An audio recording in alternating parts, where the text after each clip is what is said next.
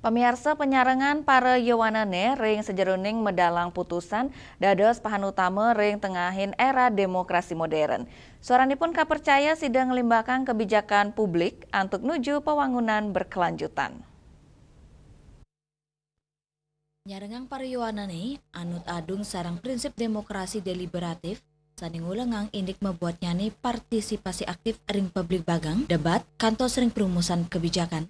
Suaran Yowanane dados selaring sejeroning ngembasang pikayunan anyar, tani anut adung sareng alikan zaman, pemargi inucap sepisana nampenin kirangnya nih demokrasi representatif, mawinan aspirasi keramane ketanyane nenten kaurati wakil rakyat, tani mejanten nenten nagingin pebuat publik.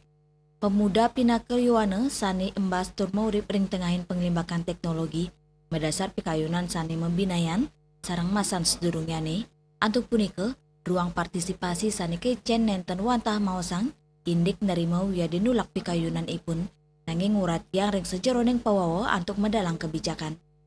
Ya, suara pemuda ini adalah bagian yang memang harus didengar dalam pengambilan keputusan politik.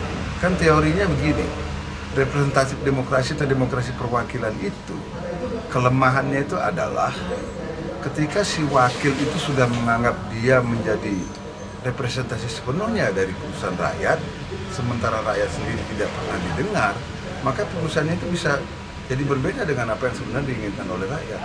Salah satu rakyat itu siapa di depan itu ya pemuda ini, maka dia harus didengar.